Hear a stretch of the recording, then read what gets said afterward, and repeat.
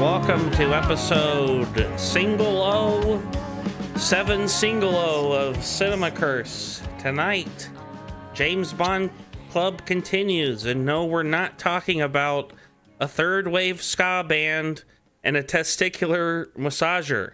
We're talking about the films Goldfinger and Thunderball. I'm your wicked game master, Lloyd Crews, and joining me today is Bri Robert. Hey guys, how are you? Luna Nightingale. Greetings. And Jason Steele. Hello. I want to thank Marina Sakamoto and her band Shunkin for the use of their song Curse after the EP She Nods for our opening. It's been 805 days since the AMPTP ended, and the strike still sucks. I think I fucked that one up. I'm a little, I don't know. I had order wrong. Everything's fucked up. Bames nond. Call a bondulance. But how's everybody doing?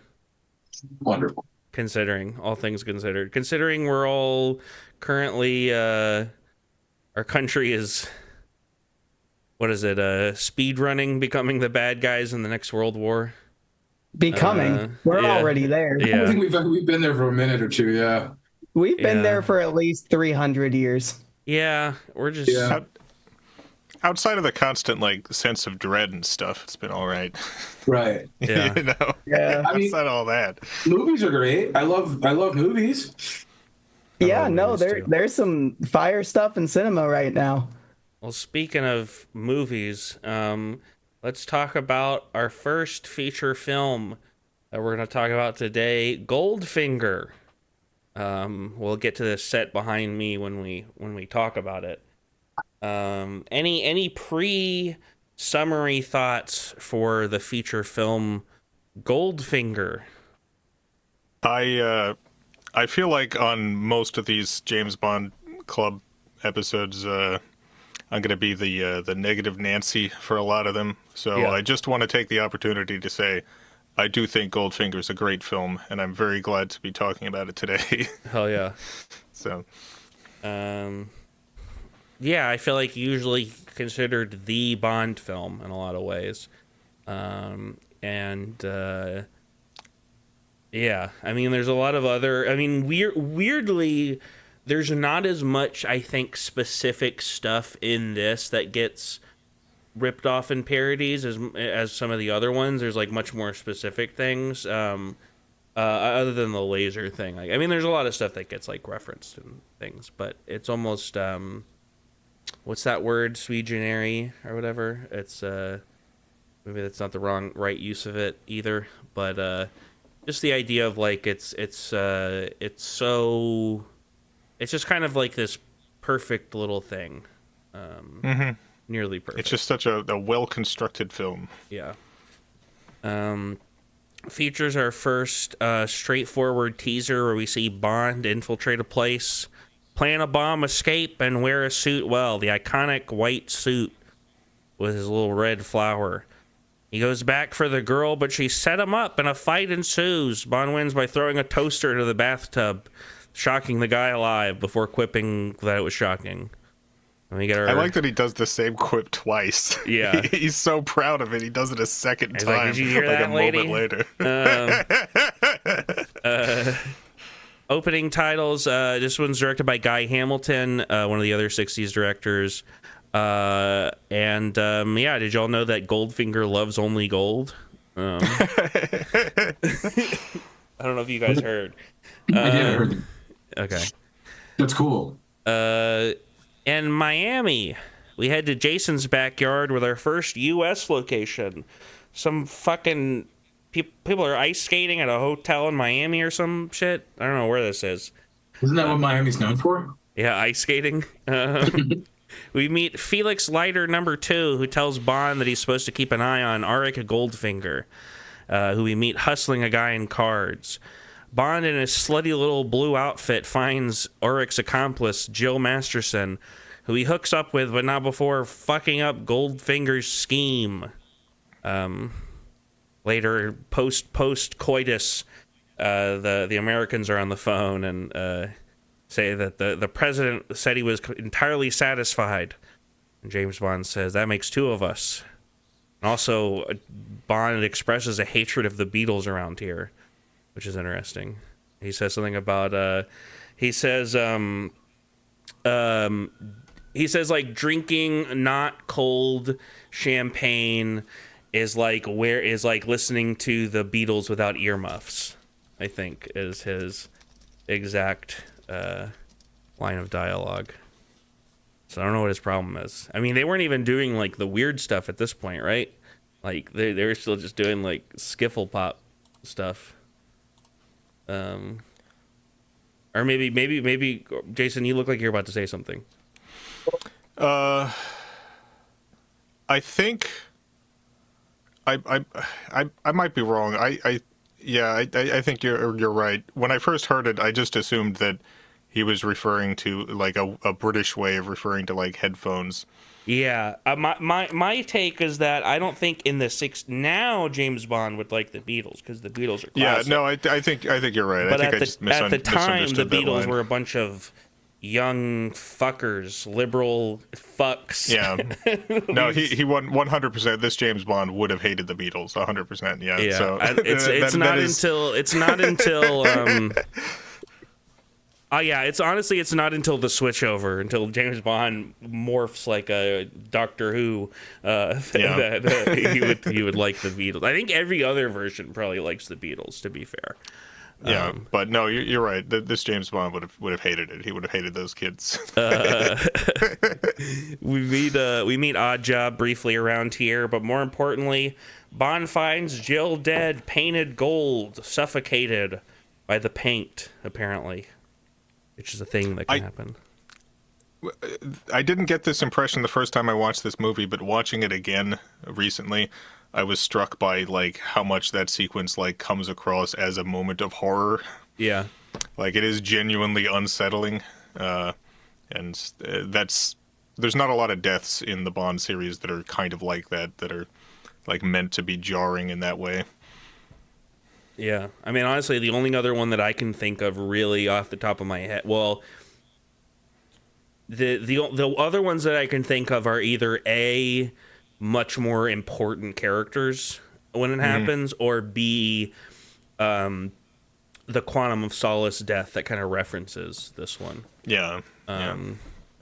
But back in England, Bond meets with M. The whole thing is about it. Can you believe it? Gold, some sort of money laundering thing that people are upset about because I guess that's their business. This is one of those where I don't really understand what their problem is sometimes in these. Where I'm like, well, what do you guys care that he's moving gold around? Like, whatever. I get later in the movie why they don't want him to do the things he's doing, but like early on, I'm like, I don't care. Let him move the gold around. Whatever. What's he doing? We get a new trope established here. Bond meets the bad guy in a social setting. He is going to attempt to tempt Goldfinger with some Nazi gold. In the Q lab, we get some gadgets. The iconic Aston Martin DB5 and a very good Q quip. He says, "I never joke about my work, 007." I really love Desmond Llewellyn so much. It makes me so happy, and the way he's exasperated every time it never stops being funny. In my opinion, even the worst of these films, like the moments with Q in them, I'm like, oh, nice. Golf time. Bond and Auric play around. They're fucking with each other. No new Bond movie or movie period, probably even one about golf, would have a golf scene this slow and quiet, which is fun and a feature of the scene. Yeah, and I do like that it's both of them trying to cheat each other. Yeah. Though Bond's cheating is a little more noble, playful, and Auric's is a little more just being a dick about it. Yeah, which I think does a really good job, like early on, setting up like their different personality types as they go off against each other. Like that's the thing that a lot of these movies don't necessarily do well.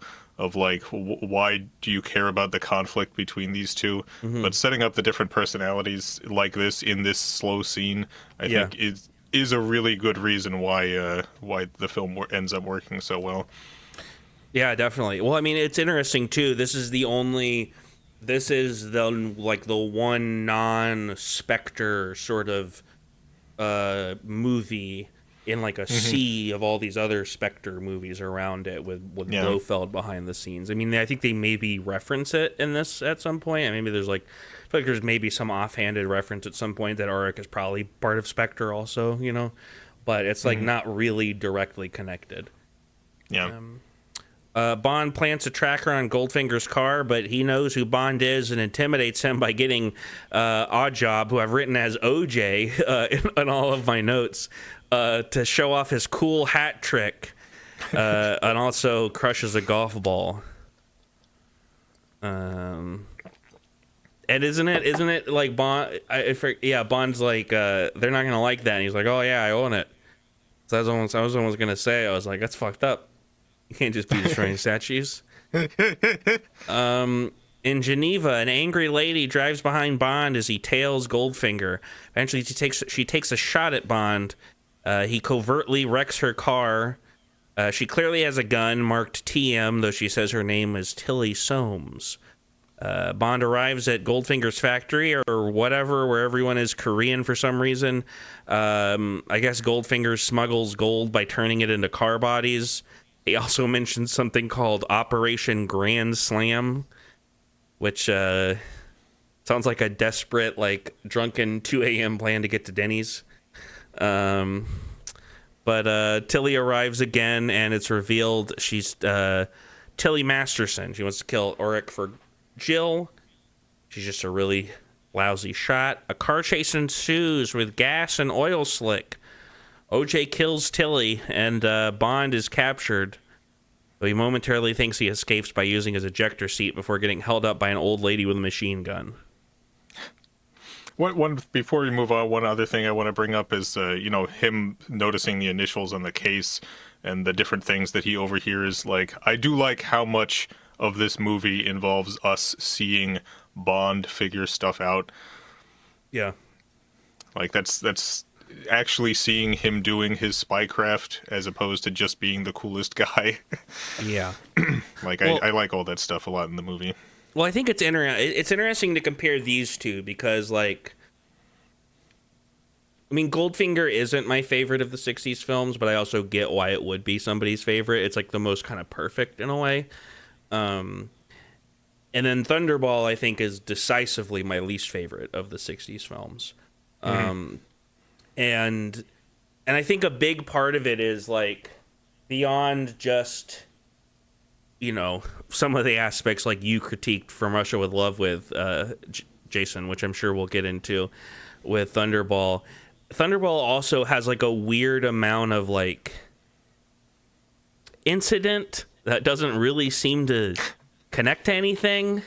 And this movie has such a clean, like, line. It's not that much shorter, and yet my notes are so much simpler for it because I didn't. There's not nearly as much of, like, even with all that stuff, it's just like a much easier movie. Like, the story makes more sense. There's less like, oh, a character goes there, then goes there, and then does that, and goes there, and then goes there, and then the next day they're over here, and then they're over there.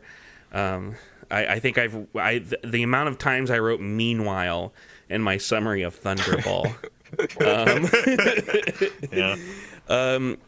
But back to Goldfinger, in the most famous scene of the film, behind me, Bond is strung up on a table, and Goldfinger brags about his cool laser, which starts making its way towards Bond's balls, and the exchange.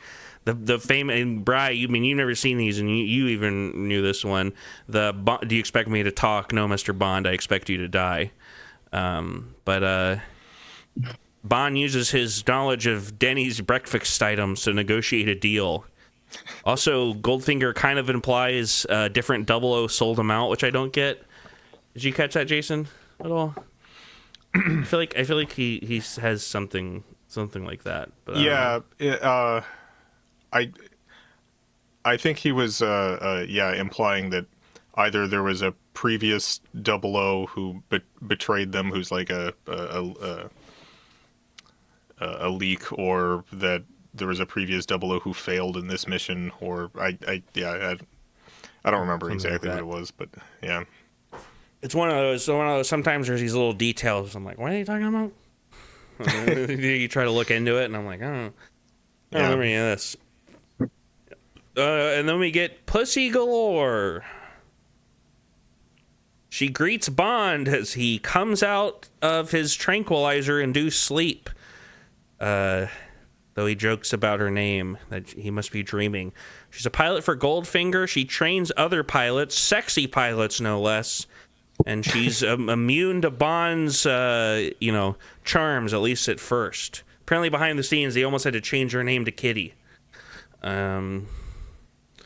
Which, to be fair, sounds like more of a real name, because Pussy Galore is insane. Mr. and Mrs. Galore, what would you like to name your newborn baby daughter? How about Pussy? To be fair, I can 100% imagine there being like a famous stunt plane pilot at the time named Pussy Galore. It definitely wouldn't be a given name. Yeah, I would have assumed it had been a name she had taken on. But it reminds me of, it's one of the more absurd names in the Bond movies. The other one, it's funny, in the books, the name Octopussy is the name of an octopus and not a lady. Yeah, but we'll get to that later. In the bathroom in the plane, Bond places his tracker on himself. Pussy threatens him with a gun, which seems like a bad idea on a plane. Meanwhile, Leiter and M think Bond has everything handled. The British and the Americans are working together behind the scenes. The meeting. A bunch of mafiosos dither around waiting for Goldfinger, who has taken $1 million from each of them to turn it into 10. A trick pool table reveals his plan. He wants to knock off Fort Knox. He pitches it as a human achievement in crime, which is a great moment. Meanwhile, in his cell, Bond baits a guard and gets out. He's a master baiter. I love how much of Bond's plans are just him getting in deeper and deeper shit till everything works out. He's figuring it out a lot on the go. Bond spies on the meeting from inside the model of Fort Knox. That's a great shot. That was almost the shot that was behind me, but I feel like these '60s ones, it's all gonna be sets behind me because there's so many cool sets in all these movies. I love every transition that one huge set does that the mafiosos freak out about. That's a great that would be like a. I think I maybe even mentioned this on last episode, but all of these crazy sets from the '60s films, if I had a time machine, but the stipulation was you can't do anything actually useful with it. You can only appease your personal interests. I'd go back to these sets and look around. Yeah, absolutely. Because I bet they were pretty cool. Full agree. The baddies are going to use nerve gas and planes to knock everyone out, and then brute force to get in. Bond is caught by Pussy. The mafiosos are knocked out. Bond plants his tracker with his notes on Solo, who wanted out of the plan. I'm bringing up the fact that this dude's name is Solo because it does actually tie into something we'll be talking about later. He wanted out of the plan, which the Americans track the tracker. There's a pretty good use of the Bond theme here. OJ kills Solo and turns the car into a cube. Which I think Auric quips as a pressing engagement. Also, it reminds me of the "Is it about my cube?" from The Simpsons. Later, Goldfinger realizes the Americans are spying on him, so he decides to throw them off by inviting Bond for some tea. Find out some more troubling details about the plan. The gas will kill everyone, and the plan really is to blow up Fort Knox to manipulate the price of gold. Goldfinger's being hired by China to do so. I like that twist a lot. Yeah. Like, I think it's a more interesting plan. Well, it's also a more reasonable plan in some ways, because it is like, that would be like, what are you going to do with the gold? Like, they're already onto you for like normal gold. You've probably gotten more legally than this. Yeah. Although I do like that Bond brings up the fact that it's like, oh, the gold will be radioactive for 57 years. And it's like, is any of it going to be left? It's a nuke. Yeah. It's going to be vaporized, right? I assume so. I mean, gold is a soft metal, I think. Mm-hmm. Yeah, I mean, I don't think it's going to... The nuke's going off right next to it. Maybe some of the outside of it will be, like, smeared. The Americans are thrown off the scent. They just think Bond's getting his wick wet. Bond and Pussy have a flirty moment in the hay where he does kind of a creepy kiss, but to be fair, she was essentially a bad guy up to this point. They play this trope way too much, and it's like a really uncomfortable trope now. But they are playing this trope for fun. The idea that like the women in these movies are always like, I don't want it. Like, they're playing that for fun. You know what I mean? Like, they're doing that as like a bit. I feel like I think you can compare this particular thing to the assault that happens in the next movie. Yeah. And like contrast the two, because I do think like what's actually happening here in real life is sexual assault. Yes. Like that's what Bond's doing. But they've set up in Goldfinger, they've set up this like elaborate fantasy where it's like, oh, would this thing still be bad if you had to do it to stop a nuclear device from killing 60,000 people? Yeah. Where it's like, you just imagine James Bond internally. It's like the stakes are too high for enthusiastic consent. Yeah. I have to.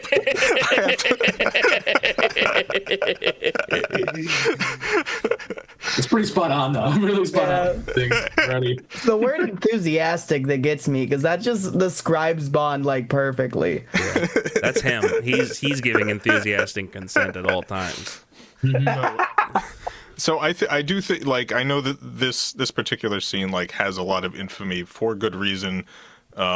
And also, I think this is one of the few Bond movies where, like, they do a lot of plot stuff where when it happens, you're like, you understand why the character of James Bond is pushing his luck here. And, yeah. I mean, that's interesting. I think it's just one of those things where it's like, it depends. A lot of these older ones where they do this, they're doing this trope of like, oh, they actually want it. And I'm not saying that's a good trope. No, you're right. It is. I mean, it's not a good trope. It is. But I think what's not interesting, but it is within the context of the movies. It is always true that they do. So it. But I mean, so it's like a weird the whole tension, and it kind of just like certain ones like this one are written a lot better, where it feels more like something that's playful. In the context of the film, obviously in real life it would be bad. But to be fair, there's a lot of things that Bond does. It is sexual assault in real life. There's a lot of things that Bond does in these movies I would not approve of in real life. It is in real life. It's sexual assault, and also in the movie, he's doing it to stop a nuclear bomb from going off and killing 60,000 people. Is it an absurd setup? Yes. Would you share a bed with your coworker if you had to stop a nuclear bomb? When there's only one bedroom left in the hotel. But how hot is the coworker? 7 out of 10. Operation Grand Slam. Yes. In a very pluribus-coded scene, Pussy's kitties drop the nerve gas and the trucks move in while everyone, including the Americans, are asleep. The laser is used, which I'm sure Goldfinger's like, finally, to cut through some big doors. The bomb is flown in, but the Americans knew about the gas and began to attack, which is something I forgot about when I was doing the notes. I was like, how do they remember? And it's like, oh, I guess Bond's dick was so good he turned pussy. Which that's a whole weird. I've heard people talk about the weird like. Some of the lesbian coding on her.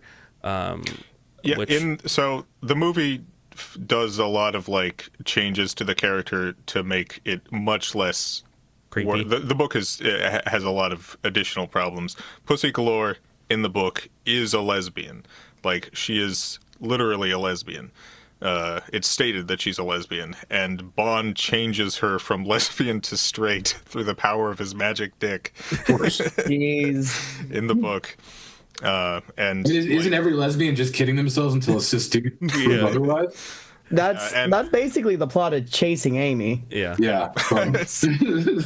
and her whole flight crew is also lesbian. Like her team, like all the other pilots, like it's a big lesbian stunt plane group. That I mean, I'd watch it. I'd be on that plane. Are they vampires as well? And that's all you need.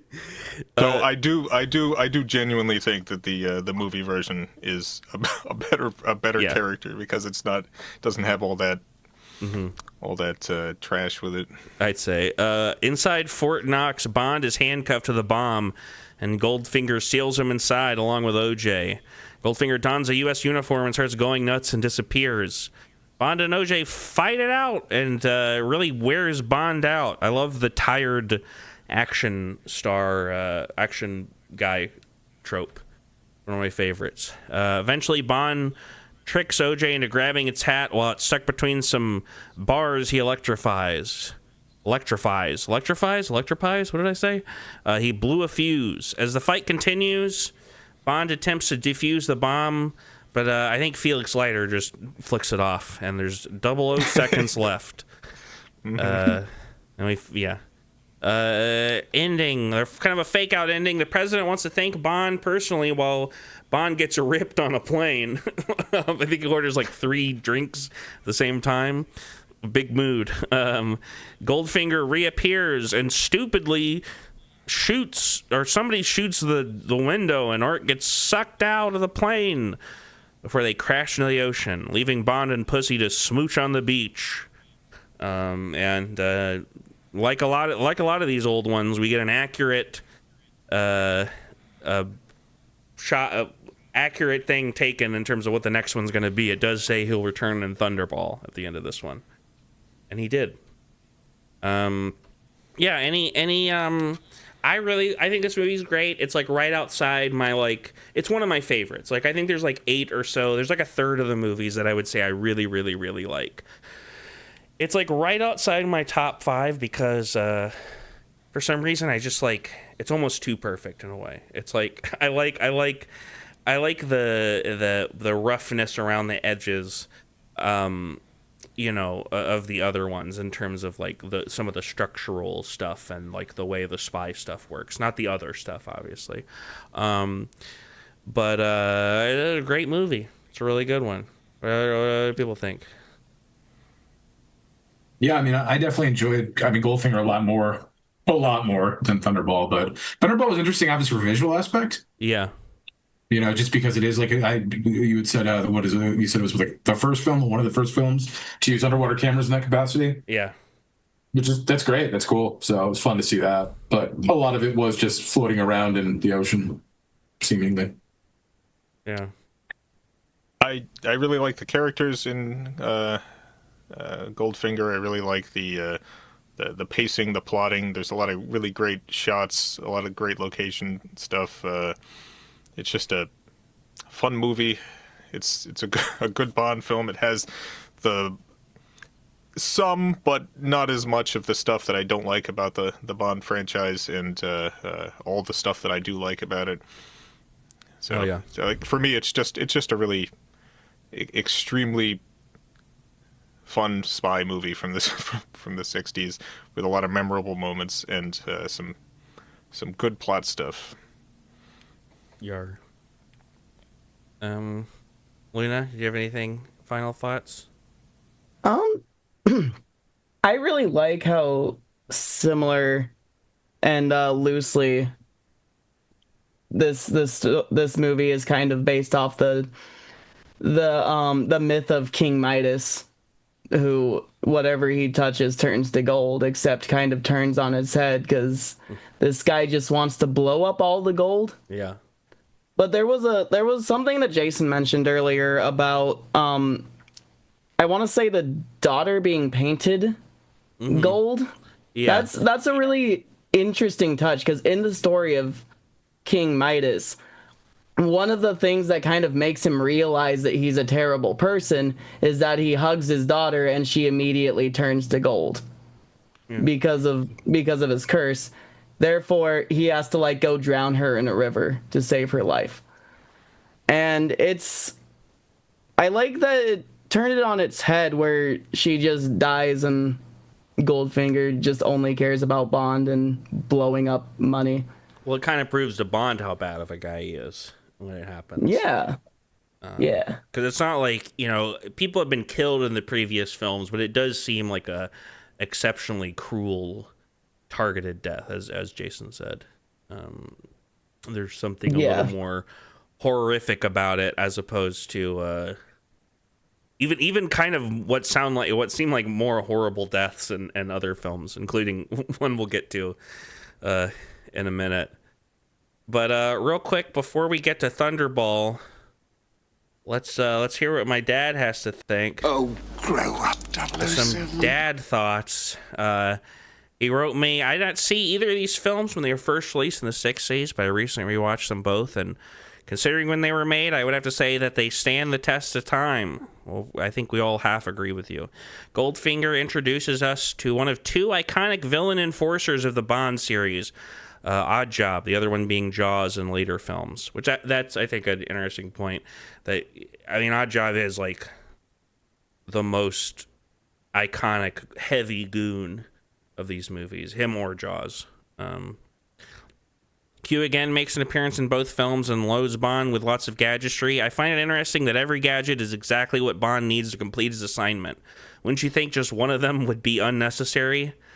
Both Gert Frobe and Adolfo Celi are very convincing as the antagonists. Sean Connery appears to settle into his role as James Bond in these films as the Bond franchise became extraordinarily successful. That is true. I think Thunderball is the still adjusted for inflation highest grossing Bond film. The underwater scenes, especially the fight scenes, are remarkable in Thunderball when you consider when it was made. And he also compliments Harold Sakata, who's Odd Job and Goldfinger. Overall, I would rank these two films in the top third of all the Bond films, and I like them both very much. In fact, I would rank Goldfinger as the best overall Bond film among the early releases. It's my favorite.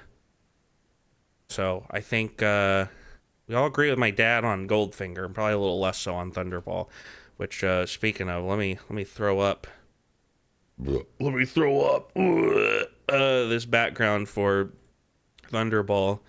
I don't know why. That was an unappealing.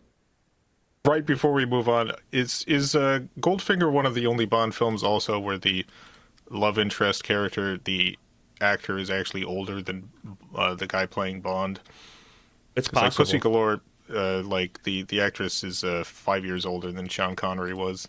It is very possible that is the case. Connery was like, never again, never ever. I just think it's interesting that that's true, and she's one of the most iconic. I do know, like, I feel like by the time,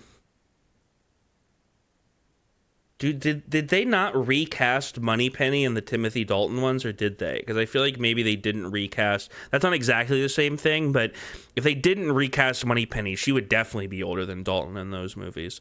Yeah. And I think she might not have been recast until Brosnan. But we'll see. But you're probably right. But Thunderball, I guess Thunderball is the name of the bad guy operation happening in the movie. I don't know. I said earlier, lots of meanwhiles in this description.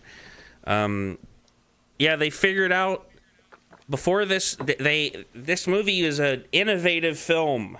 James Cameron thanks his lucky stars every day filming Way of Water that Thunderball exists, because it innovated this sort of underwater camera, and boy howdy were they proud of it, as you can tell, because there's a lot of sequences underwater, some good, some long. But we open with a teaser. Bond is at the funeral of a bad dude, where the grieving widow is actually the bad dude. Fun action scene where they destroy everything, and Bond gives them some flowers, and then it's fucking jetpack time, which is I love the jetpack.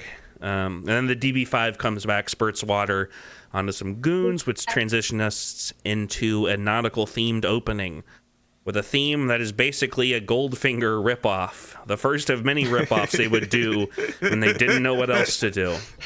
I feel like this would be a recurring thing where there were like one song would hit, and then the next couple afterwards would be kind of like takes on that song. We also get a taste of, just how excited they are about underwater cameras. Terrence Young, director of the first two, returns. The most interesting thing, which I think we'll talk about more when we get to the 80s films, is the Kevin McClory behind-the-scenes stuff. Which is basically that Thunderball, the rights for, in the same way that Casino Royale, the rights for it were separated from the main Bond rights, the rights for Thunderball were also separated for different reasons. Casino Royale, because there was that TV episode made that we talked about last time.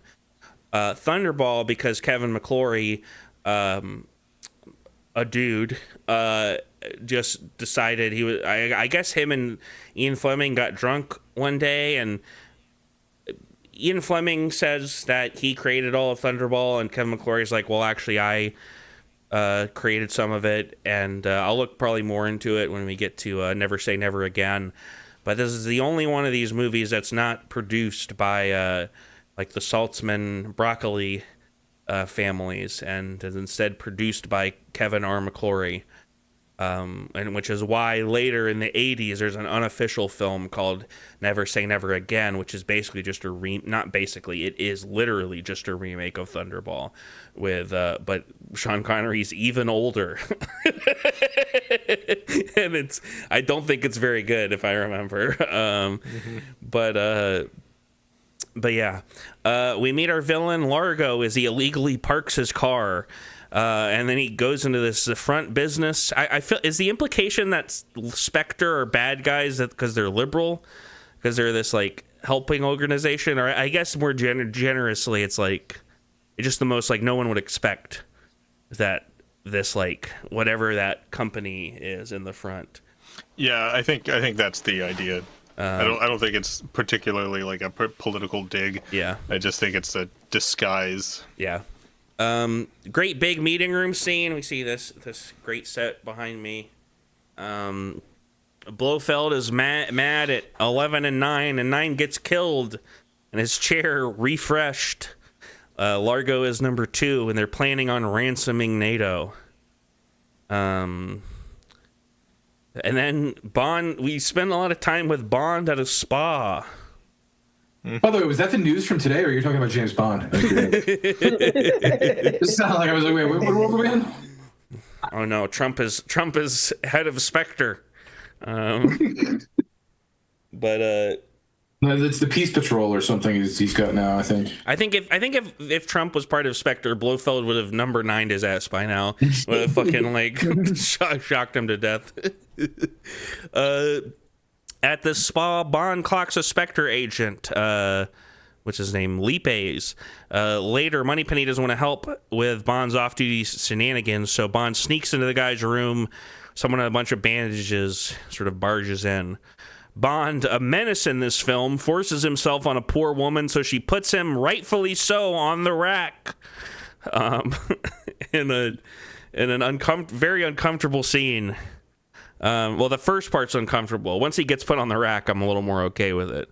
Though, to be fair, that does look... I feel like that would fix me. I feel like... I think about specifically with the... you know that thing where, like, the horses...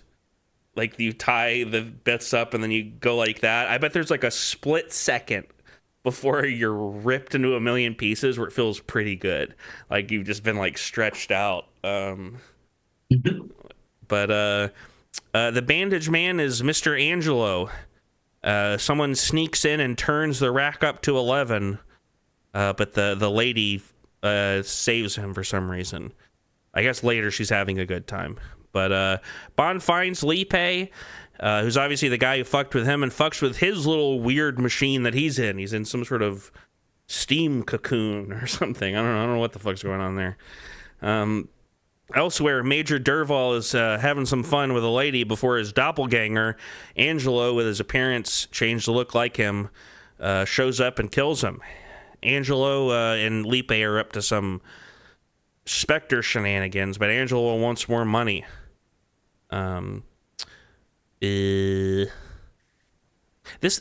problem with this movie is like kind of what we were saying, where there's a lot of shit that happens that I'm like, I wish it was a little more straightforward. It's kind of hard to keep track of all this fucking bullshit, and like Bond doesn't really even figure out a lot of it. It's just like shit we're seeing. Yeah. Why are we seeing this? Nobody knows this. It's never relevant at any point. Back at the spa, Bond gets involved via happenstance. Again, kind of a weird narrative choice. And he sees Derval's body get moved and sees that it's Derval, his real body. Up in the sky, Angelo, as Derval, is on some atomic bomb plane test, and he knocks everyone out with gas, and he takes the plane. Officials down below scramble. Largo gets Angelo to land the plane underwater. Largo kills Angelo, presumably for wanting more money. The baddies retrieve the nukes, which are labeled, they say like handle like eggs on them, which I liked. And then they put a little underwater cover on the plane. Later, Bond is trailed by Lipe, but the lady Derval was hooking up with comes up on a motorcycle to take him out. At MI6, Bond is late to a big meeting of double O's in a big cool room. That was also almost my background. There's a couple cool big presentation rooms in this movie. NATO is being extorted for money. Or Spectre will use the bombs it just stole.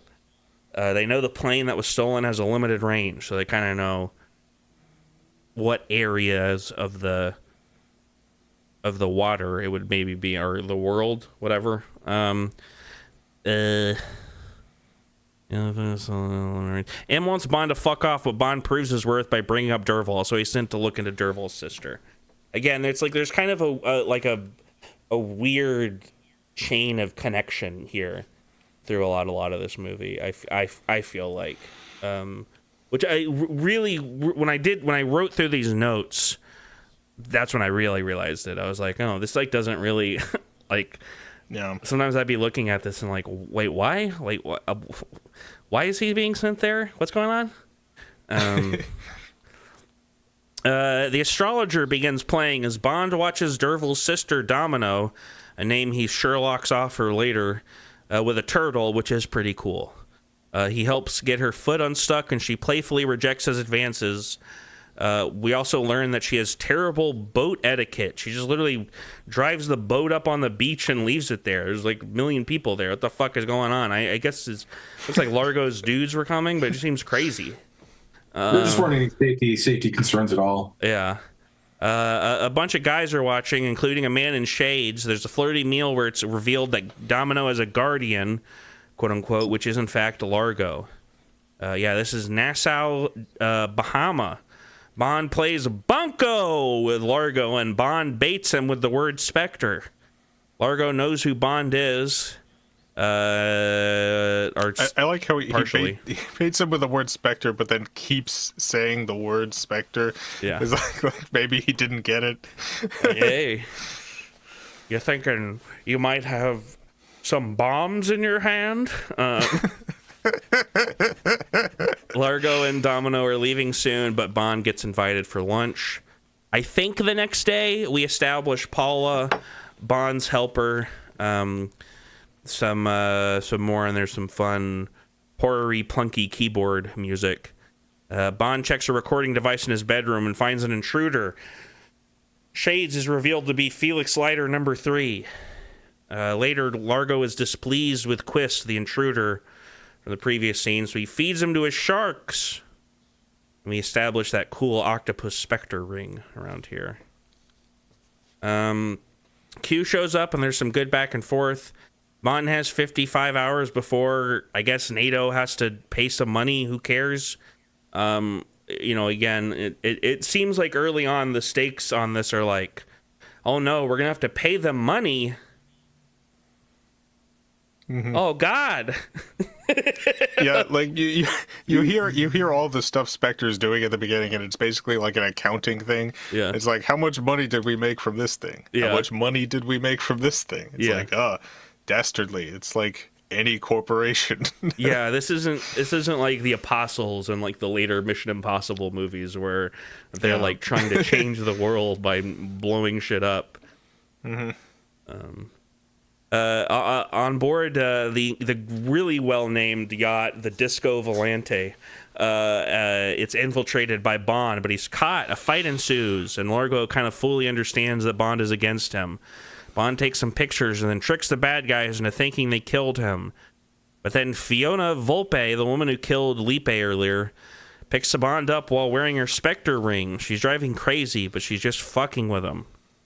The next day, Bond and Leiter go looking for the plane, but it's a bust. Largo shoots clay pigeons as Fiona talks him down from killing Bond because it'll draw attention. A plot detail I have an issue with later. Later, Bond and Largo have their lunch. I don't really think they say anything important. Fiona intrudes on Paula, and the Spectre goons find out about the evidence of the hatch in the Volante that Bond took, those pictures. And then we get some local flavor. One of the other probably better parts of the movie, seeing the cool Junkanoo Bahamian Mardi Gras. Paula is missing, so the government is going to turn off the lights at Largo's compound so Bond can sneak in. But unfortunately, they have an emergency generator. It doesn't even matter because Paula poison pilled herself. Some action and fighting, etc. Bond gets stuck in the pool with the sharks but escapes. Something I don't understand is if Bond's death would have alerted authorities, wouldn't Paula's death also have alerted authorities? Why are they still looking for evidence after that?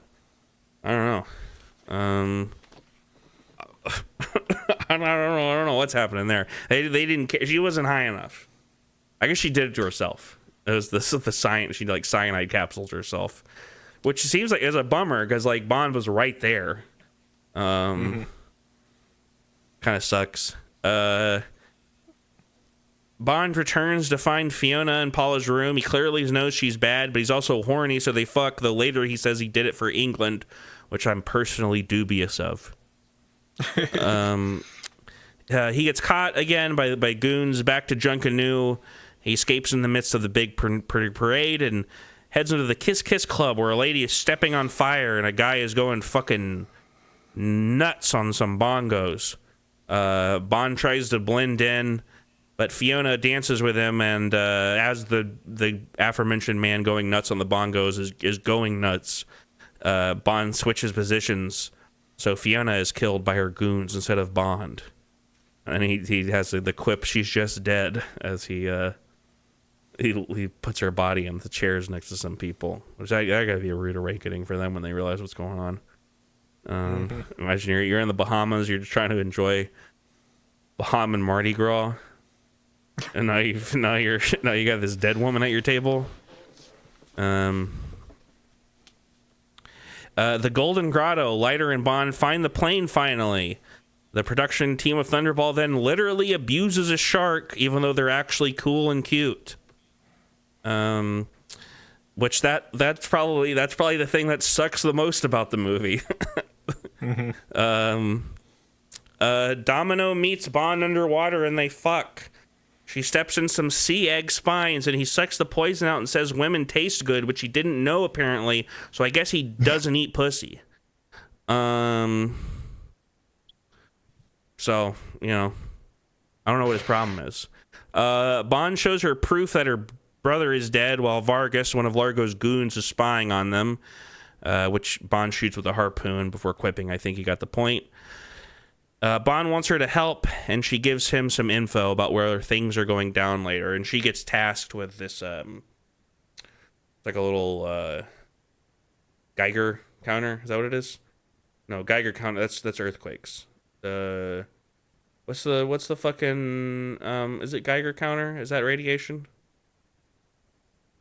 I think it's Geiger counter. But she gets tasked basically to sort of signaling when the nukes are on board.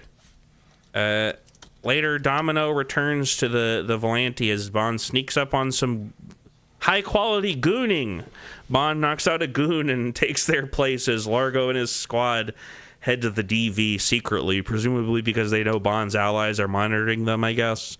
The plan is to blow up Miami. Oh, my God.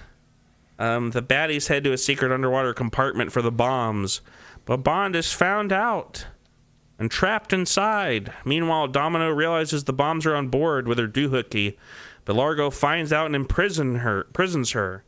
There's a lot of this movie that reminds me of I feel like Christopher Nolan likes this one because there's a lot of stuff here that reminds me of Tenet in certain ways. And there's another thing later that reminds me of a Nolan movie. Largo does some temperature play here when his nerd interrupts. Meanwhile, Leiter follows the homing capsule Bond swallowed and saves him. And then we get ready for some epic underwater battles. At the time, they were so excited that they could film underwater, they didn't realize how slow it looks. And, some of it's cool. I mean, it's really well produced. It's not like particularly interesting to watch, I would say. It's all very impressive production-wise. It looks like a big pain in the ass. Set at the fictional wreck of Fowley Point, the underwater goon squad is here, but so are the goodies.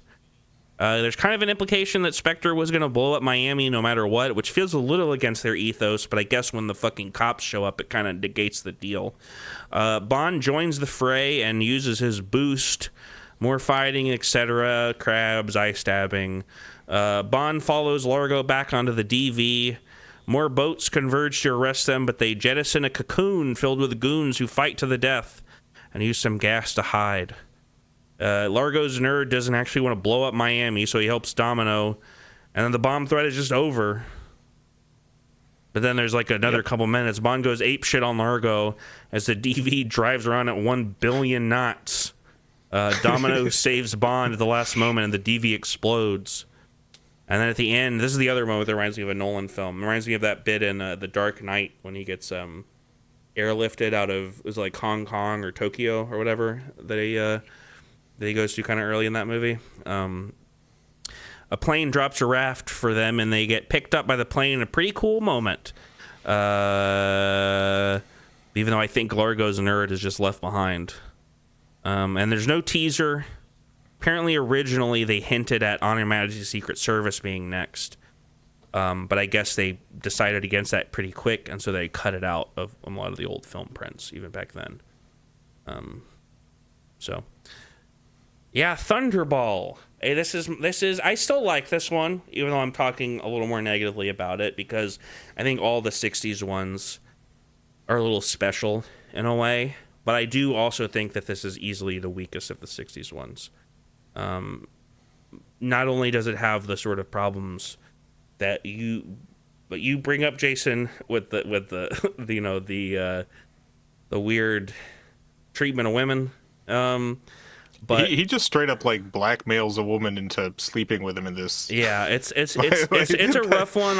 But even without that stuff, I feel like it's a weaker one just in like on a narrative level. Mm-hmm. There's like the narrative is like weirdly convoluted, and none of the action outside of the jetpack scene at the beginning, which is great, is that fun comparatively. Mm-hmm.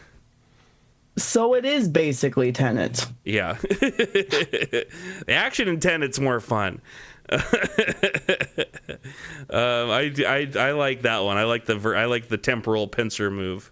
When I saw it in a theater like 2 years after it came out, and it was packed, and people like went fucking nuts when they said that. So I'll defend Tenet, but yeah, Thunderball, not really. Even though, like I said, it's the worst of the 60s films, which to me means it's still kind of good. Even if it is extremely convoluted. Yeah. My only real thought about Thunderball is that it should not have been called Thunderball. Because, like, you think about the word Thunderball and it makes you think that it's going to like take place in the sky or something. No, I thought this was a roller derby movie. I did not know. It's definitely not as they also don't use it enough in the movie where you're like, you know what Thunderball means. You know what I mean? Like you know, like Dr. No, that's Dr. No. Goldfinger, that's about Goldfinger. You know, From Russia with Love, yes, they say it once, but it also like has a ring to it. Thunderball, it sounds like something. It sounds like the ship or like the bombs should have been called Thunderball. It's but instead it's just Operation Thunderball, I guess. I don't know. Real quick, it's time to do. Whoa, Scott, get here just in time. You got any thoughts about Goldfinger or Thunderball? Yes, real quick. Goldfinger is the gold standard for Bond. Just like I said, it's the movie you compare every other Bond to, whether it's better, whether it's worse, whether it's different, whether it's trying to be the same. I feel like you start from there and then move forward. That is my opinion on Goldfinger. And then there's Thunderball, which is in a way another movie you could also compare all the other Bond movies to, but like I think on the other end of the spectrum, you know, like boy, they sure were impressed with their underwater tech. They wanted to get their money's worth, and it slows the pacing. But it's interesting because when the movie started, and it's been a while since I've seen it, I was like, this is pretty good. Yeah. Like, it starts really well, and then the pacing just falls apart with all the underwater stuff, and it can't recover. That opening is probably the best part. That I like that. I like that. I like the jetpack. I like that he uses the jetpack to go like 5 feet. It's really funny. But let's go over to Bond music rankings. Last time we let me change my screen. That looks good enough. You came here at just the right and or wrong time because I had adjusted it earlier for 4 people, and now it's I should have just left it and assumed you I'm would an have agent gotten of here. chaos. What can I say? To establish, the rankings are S, A, B, C, D, and F.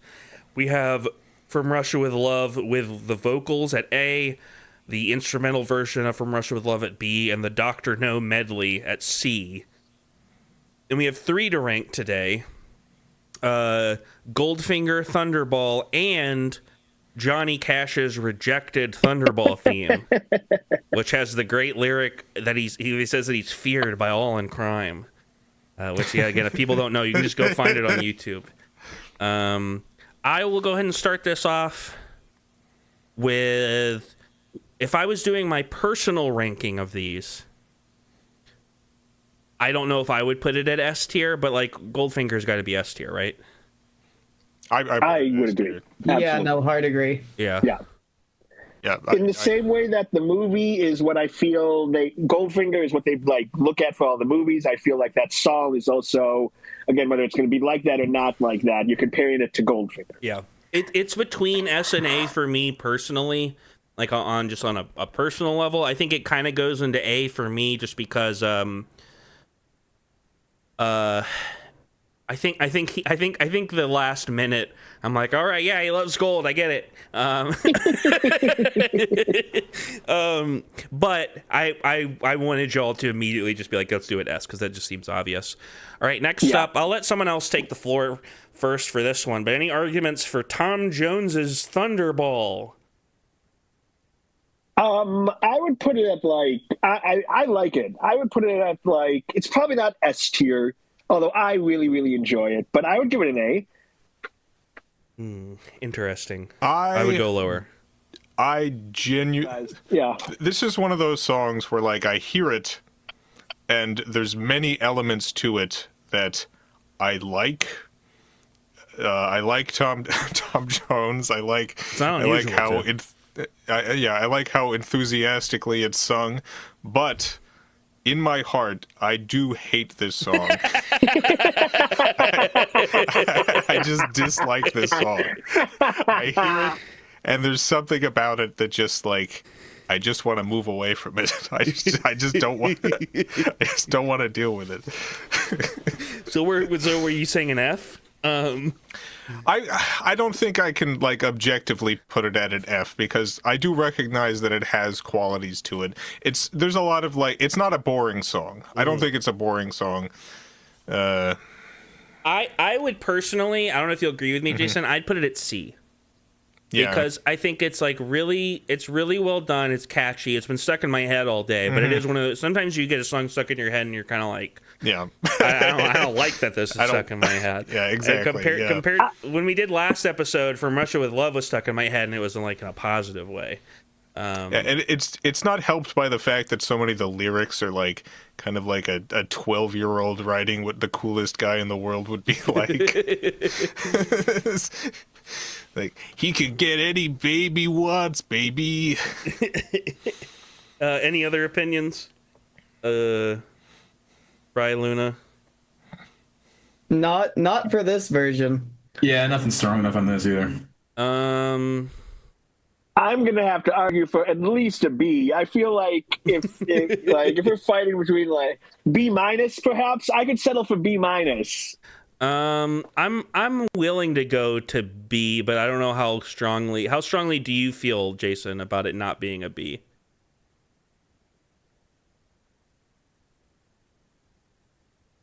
I just don't like the song. I think we gotta go C because I agree because you guys are both passionate about it and I'm on Jason's side and the other people in the call aren't having opinions. I think I'd be more willing to go B if I didn't also hate the lyrics so much. All right, I think we're gonna have to go C. I'm sorry, Scott.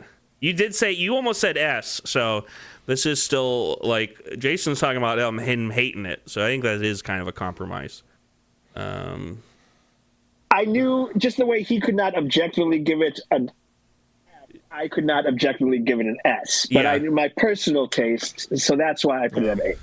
Yeah, I'm sort of like I was when I was thinking about this beforehand. I mean, where would you put it in your personal ranking, Jason?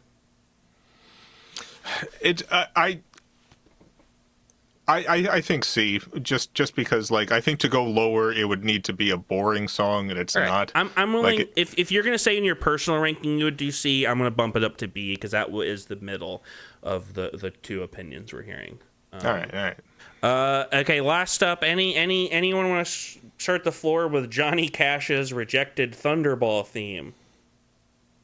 I think that I would give this an A minus if it was for a different movie. Because I really like Johnny Cash. I think that this version of Thunderball actually rips. Mm-hmm.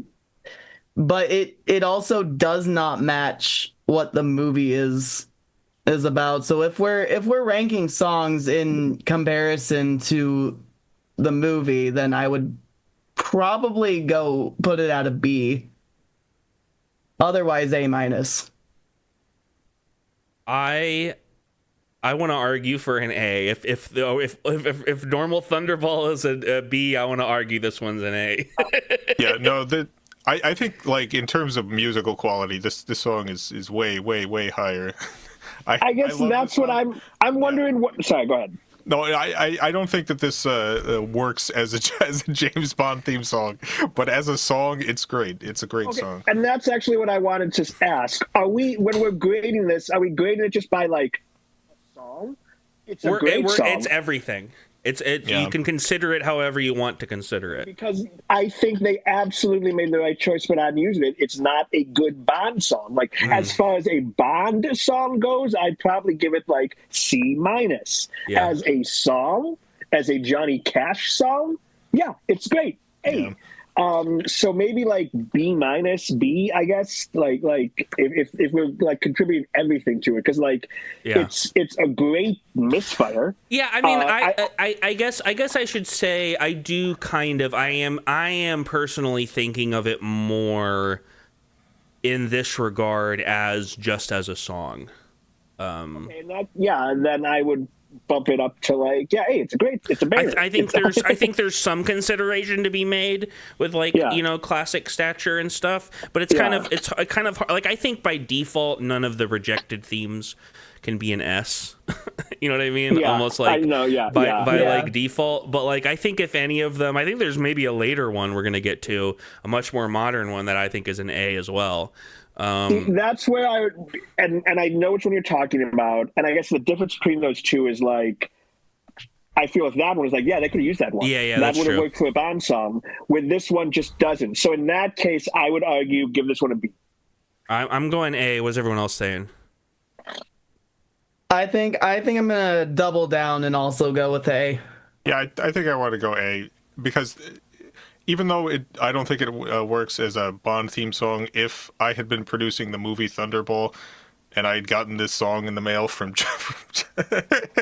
like I maybe would have changed the entire movie. I am with you on that. Like if this was like a Western, I would be like S immediately, maybe even higher than that. Omega tier. I actually, one of my favorite scripts I've written was influenced by this rejected theme. I listened to it and I was like, what is the movie this song is actually for? And I created this like, Evil Dead-esque horror Western. That's fucking awesome. Hell yeah. Yeah. But yeah, real quick before we go to the games, let's talk about The Man from U.N.C.L.E, which we watched the pilot last night, The Vulcan Affair. Why did we watch this? No idea. From Wikipedia, Ian Fleming contributed to the series after being approached by co-creator Norman Felton. Fleming proposed two characters, Napoleon Solo, depicted by Robert Vaughn here, and April Dancer, who would later appear on the spin-off series The Girl from U.N.C.L.E. Filmed in color from late November to early December 1963, the television pilot made as a 70-minute film was originally titled Ian Fleming Solo and later shortened to Solo.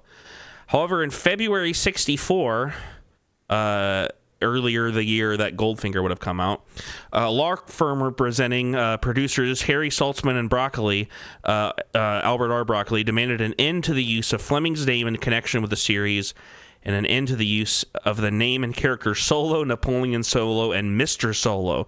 As I mentioned earlier, at that time, filming was underway for Goldfinger, in which Martin Benson played the mafioso Mr. Solo, the one who gets crushed in the cube in the car. The claim was that the name Solo has been sold to them by Fleming, and Fleming could not use it again. Within 5 days, Fleming signed an affidavit, basically being like, that's bullshit, but the threat of legal action resulted in a settlement in which the name Napoleon Solo could be kept, but the title of the show had to change. Revisions to some scenes were shot for television. The pilot episode was re-edited to 50 minutes to fit a 1-hour time slot, converted to black and white, and shown on television as The Vulcan Affair. Who all watched this? Did you watch this, Jason?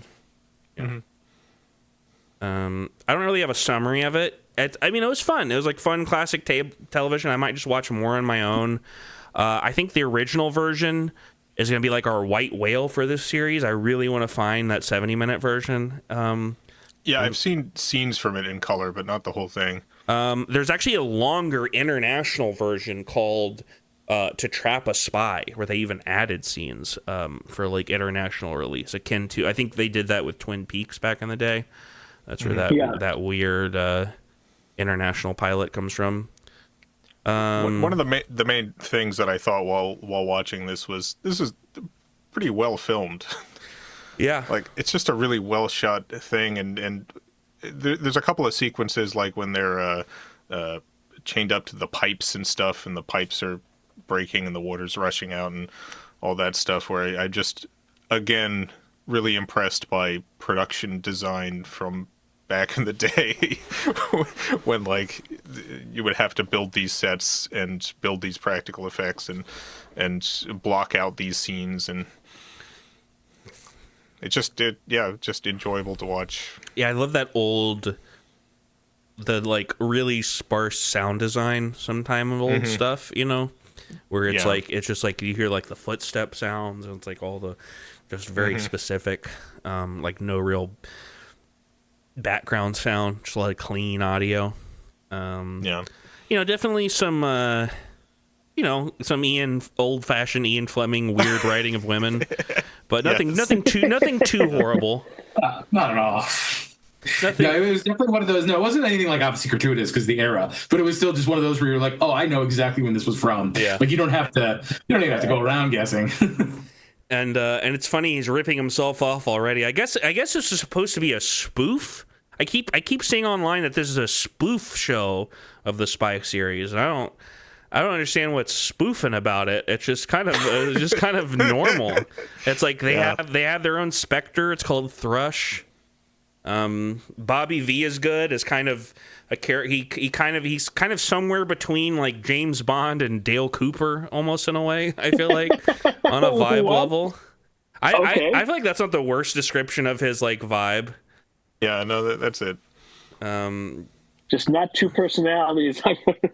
He's Bond-esque, but he's not like arrogant and creepy the way Bond is.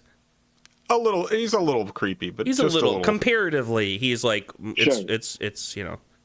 Yeah, at the end where the flight stewardess is asking him if he needs anything, and they laugh about it though. I love that. Yeah, he comes a little closer, and she realizes he's asking for a kiss, and they both go into a freeze frame laugh. And then the credits start over them. Yeah. So a little bit. Well, we might come back to Man from U.N.C.L.E. throughout this. You know, I might watch some more on my own. I really want to find either version of that original stuff. And I do know that George Lazenby, Bond number 2, appears as an unnamed British secret agent in a Man from U.N.C.L.E. television movie from like the 80s. Hell yeah. So we might have to watch that. I think it's called like The Return of the Man from U.N.C.L.E. Any other little thoughts about the Uncle Man? Well,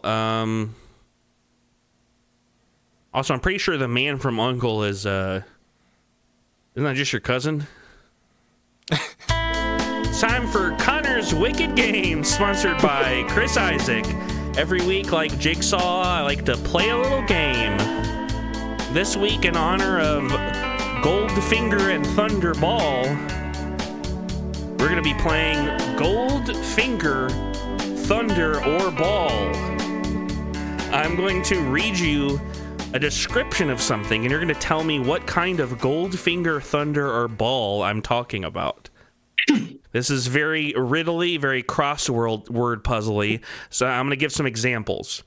For example, if I gave the clue, of great concern to Beyonce and single ladies, you would want to answer ring finger. Does that make sense? Yes. Or if I said leprechaun's hoard, you would want to answer pot of gold. What are the options? It's Goldfinger Thunderball. You get 3 points total, but I'll give you 1 if you can at least guess which of the 4 like general things it could be. You know what I mean? Sure. I will, Scott, we're gonna start with you. Number 1, what a mystic looks into to see the future. Crystal ball. Jason? You're gonna agree with that one, I think. Bri, Luna? Yeah, crystal ball for sure. Definitely crystal ball. That is indeed Could be a scrying orb. a crystal ball. Orb wasn't an option. Otherwise, I obviously would have said that. They would have called it Thunder Orb. Jason. Thor. The God of Thunder. Bri. God of Thunder. Luna. God of Thunder and mediocre Marvel movies. Overall, yeah. Scott? I thought it was the God of Fingering, but I guess I'll go with God of Thunder. That is Wasn't that your name in high school? Bri. That's our Stuart Portman. Bri. Obscene gesture. Obscene gesture. Trying to think of something ball. But wait, you got Thunderball, and what do I have? What's the other one? Goldfinger. Oh, yeah. Middle finger. Luna. Middle finger. Scott. Yeah, middle finger. Jason. Yes, middle finger or the finger. Luna. A blank. So blank is, Goldfinger, Thunderball. Yeah. A blank that wins or loses the game depending on when it is sunk. A blank that wins or loses the game depending on when it is sunk. Ping pong ball? Scott? An 8-ball. Jason? No. 8-ball. Bri? It is an 8-ball. Sorry, Luna. It is an 8-ball. I was thinking of like beer pong. Yeah. We all are. Scott, oil or petroleum?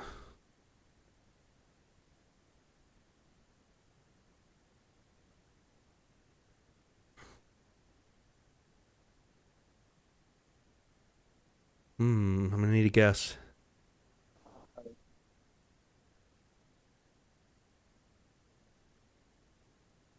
Or petroleum? Oil or petroleum? I've got a very particular voice in my head right now. I'm an oil man. That voice.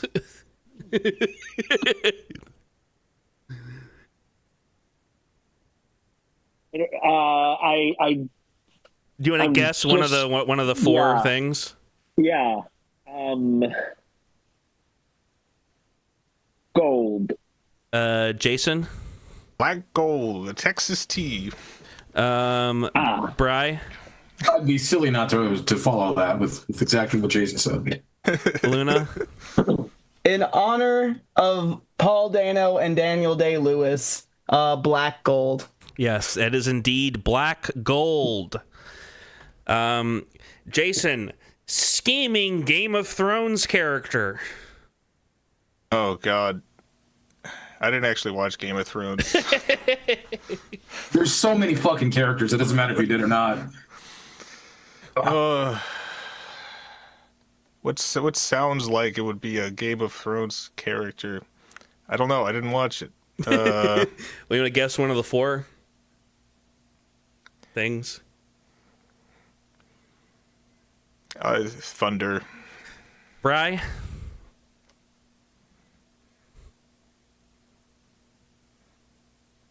Actually, you know what? I think I do know it. It was a big episode. Thunder and Ice. Luna? I think. A character, you say? Scheming Game of Thrones character. Oh, character. Shit. Honestly, I don't care. I mean, Bri, you got like, I was just gonna say Jon Snow thundering back to life. That's something. That's a lot better. Scott? Wait, what was that? I didn't pick you up. I'm just gonna say Jon Snow thundering back to life. I've never seen Game of Thrones either. Scott? I believe you're referring to the character of Littlefinger? I am indeed referring to that guy. Whatever Baelish, Littlefinger. He was scheming. He was scheming. I mean, there was other scheming characters, but none of them with the words Goldfinger, Thunder, or Ball in their name. Honestly, like, he was the schemer of, like, Yeah. in a show full of schemers, he was literally like the schemer. He was like one of two, and the other one is like was the classic scheming eunuch, and he became a good guy. But he was sort of early on. He wasn't a eunuch, but he sort of spiritually he was a eunuch. I would say, and Bri, according to Merriam-Webster, forceful, uncompromising methods employed to gain an end. According to the dictionary, forceful, uncompromising methods employed to gain an end.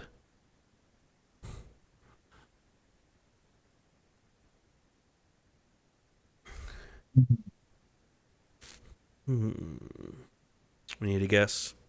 Yeah, I'm gonna just say finger. For no reason whatsoever. Luna?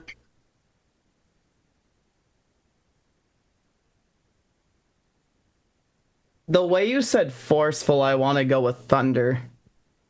Scott? Can you repeat the clue? According to the dictionary, forceful, uncompromising methods employed to gain an end.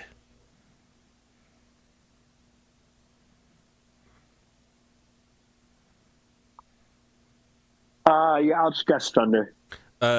Jason? What is ball busting? Oh, well, you get 1 point for getting the ball part right, but it is hardball. Oh yeah, you're playing hardball. I see. Right. That's the United States does it all times. That's what I've heard. Yeah. Luna, what Hollywood would do to artists with communist ties in the 1950s?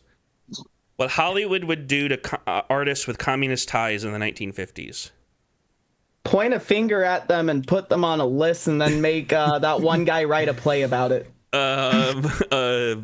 Scott?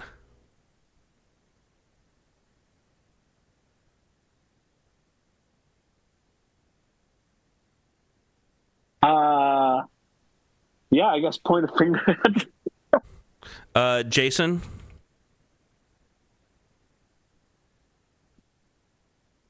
Yeah, I guess. Yeah, I guess finger. Bri?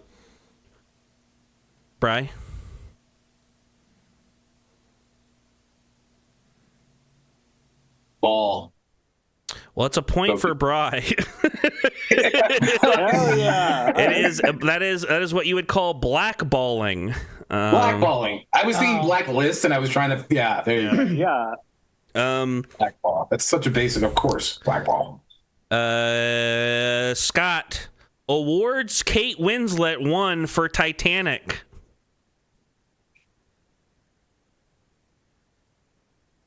Globe? Say that again? Globe? Golden Globe. Jason?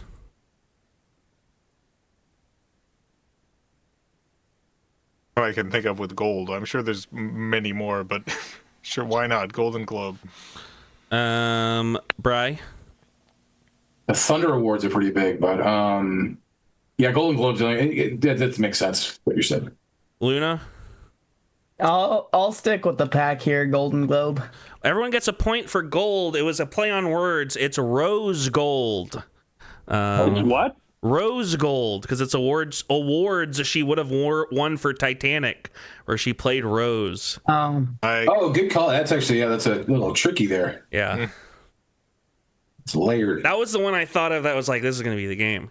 Yeah, no, that may make sense. Checks out. Jason, 1977 thriller starring William Devane and Tommy Lee Jones. Oh, God. 1977 thriller starring William Devane and Tommy Lee Jones.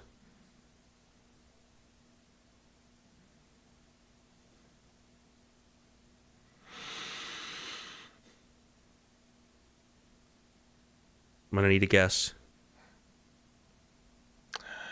I'm blanking, so I'll just say ball. Bri? I believe it is a film called Rolling Thunder. Luna? Yeah, thunder sounds right. You're gonna go with just thunder, or are you gonna go? I'll go with Rolling Thunder. Why not? Roll with me. Yeah, we got this. Oh yeah, Scott.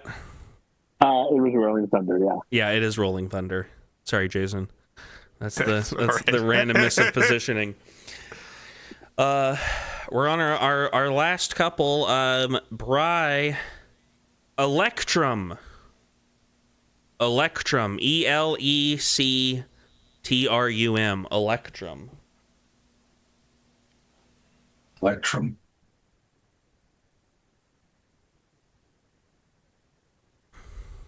I don't know. Thunder. Luna. Electric Ball. Yeah. Scott. Gold. Jason. I'm also gonna say gold because it kind of sounds like maybe it's a way to gold plate something. Yeah, like a gold for conductor. processing. Yeah, I yeah. don't know. That's good logic. Electrum is an alloy more commonly known as green gold. So that's a point for Scott and Jason. It sounded like sciencey and periodic. Yeah. I was just thinking too linear. I'm like, Thunder's got to make something happen. Thunder's gotta make gold. He's got to do the magic. You guys were smart. Much better thinking. Luna, something that can be stolen by undermining. Something. My dignity. I'm just gonna go with gold. Scott. Stolen. Something that can be stolen by undermining.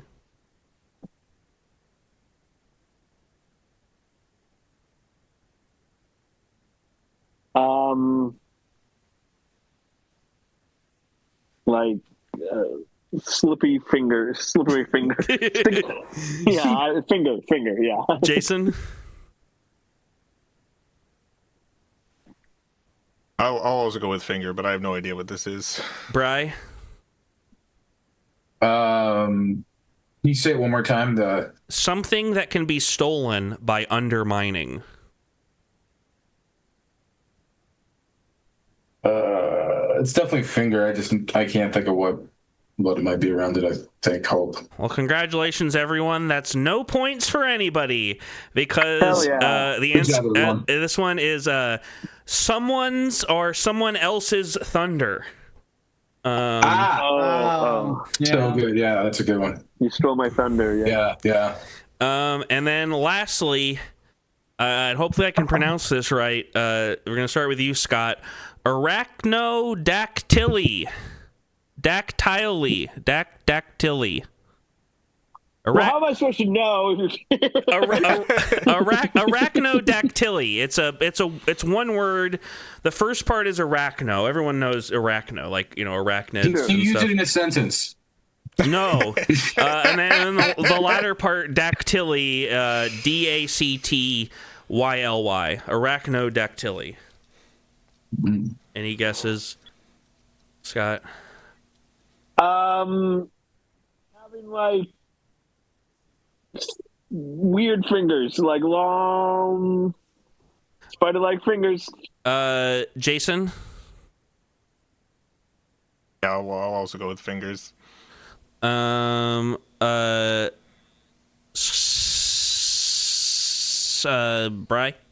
Sorry.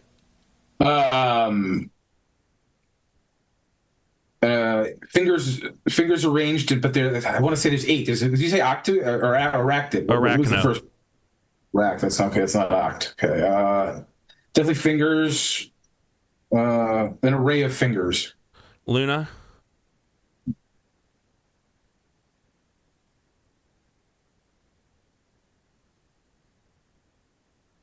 Yeah, I'll just stick with fingers. That sounds appropriate.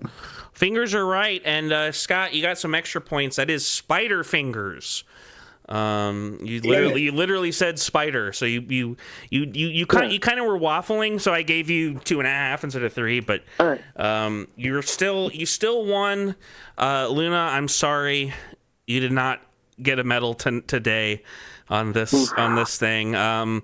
Jason, you get a bronze, Bri a silver, and Scott a gold. The points were Scott had 23.5, Bri had 21, Jason 19, Luna 17. So pretty close. Everyone, it was like a 2-point spread. How many golds does Scott up to now, out of curiosity? Scott has 8. This will be his 19th. 19. And so you also have 19 though too. 19 golds? Yeah, that first year, Scott was like the golden boy, literally. Oh, and then okay. and then I do feel like after that first year, it became a little more even. Yeah. I mean, Scott. I've been using those cinema apps at night that I lost my touch. I still think Scott. Oh, lower hand. I still think Scott is probably doing overall the best. Scott and Bri, you guys are in a different league than everyone else because, like, just y'all have so many not golds, appearances, compared to everybody else. Sure. Like, I'm essentially somebody who's just here all the time because I just open my computer and go, I'm here. Yeah, I mean, y'all both have about 50 appearances, whereas the next highest is like Edwin and Daniel, which are closer to 20. So what you're saying is I need to find some other things to do in my schedule. No, don't. I need you. But yeah, I think it's Scott. You got your little thing. Yes. Hell yeah. Well, let's go over to Scott for. All right, welcome to Scott's Comic Corner, brought to you by Eric Clapton and Goldfinger, the band. Don't you miss Scott? I do. Anyways, I'm actually talking about what came out last week. Last week had DCKO #3. I have been very much enjoying the series. They skipped a month. They skipped December because December was Fight Month, where they released 8 different one-shots. Excuse me. Or rather, they released 4 one-shots and then 4 that month's issue was the fight, of like the Flash, Titans, Aquaman, and Superman. And each issue was a fight between 2 characters. They're in this tournament. The round was eliminating from 16 to 8, and now this issue 3 was eliminating 8 to 4, and it was well done. And it was another, I think, really well drawn. I'm really interested to see who it's coming down to. Connor, you read this one, right? Yes, I've been catching up on. I skipped over all the individual fights, but then I went back and I've been reading those. But yeah, no, it is interesting. I mean, it is both. It's interesting. It also seems kind of inevitable, like who the final 4 would be, in a certain way. Yeah. I mean, especially because it's been pretty clear from the beginning that while this is a DC story that's taking over the entire universe, it's a Superman story. Yeah, and yeah, so like the final 4, not to spoil things for people, the final 4 have been revealed to be Superman, Lex Luthor, Joker, and Wonder Woman. Which is, like I said, is pretty you're like, yeah, that makes sense, especially considering Batman gets taken out before anything even happens. At the very beginning of the series. So he can get his own spin-off. Mm-hmm. And the next thing, which I haven't read yet because I'm probably going to wait till all 3 come out, but Avengers turns 800. Nice. And it is the beginning of the end of the Jed MacKay era. It's going to be this and 2 more issues, and then he is out. I've enjoyed his run. I haven't read it thoroughly, but whenever there was a tie-in issue, I would jump on board and read those. And yeah, I thought he handles the characters well. I'm not quite sure what the plan is post MacKay, if the series is going to take a break and then come back. I know they're gearing up for an Apocalypse event this summer. I think I might skip that one. I'm evented out.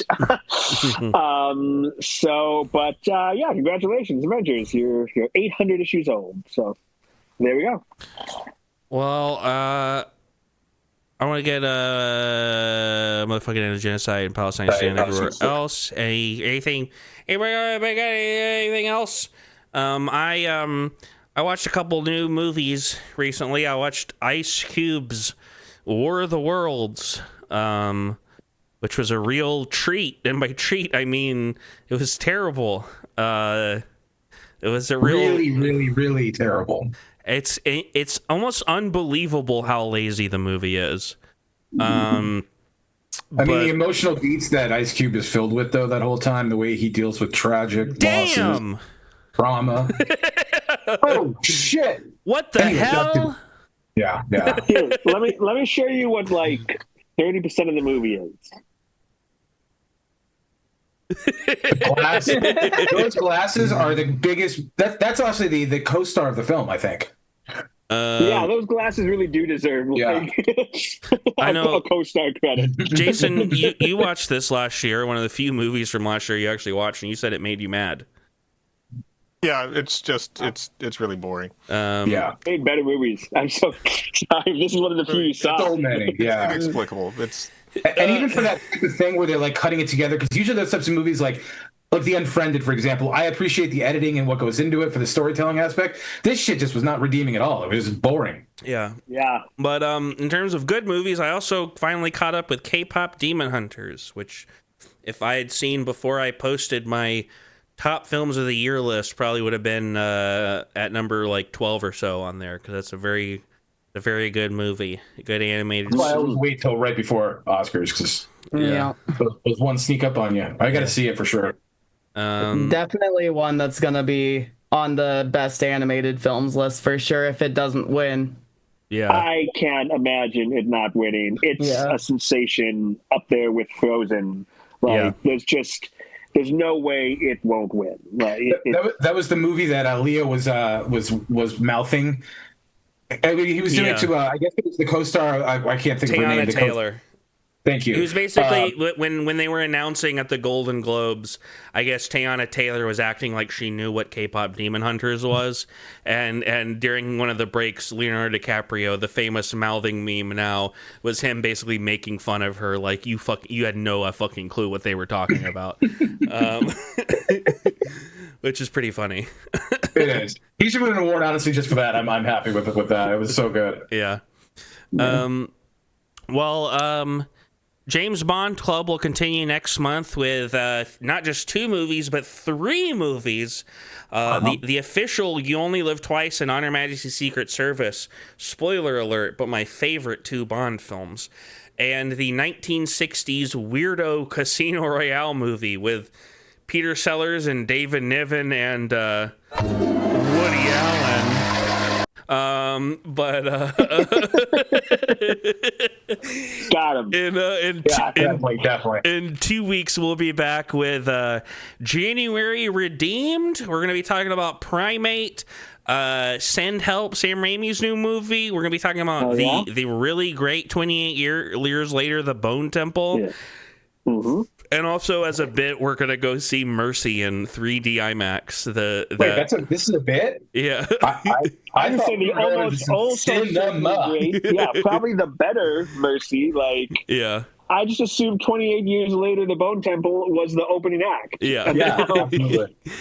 Which, if people have not seen the trailers for that, looks like the most January movie of all time. I don't want to see anything other than the billboard we had to see already, just because it's going to be awful. It's really, really bad. Well, I want to thank you, Bri, for composing our outro.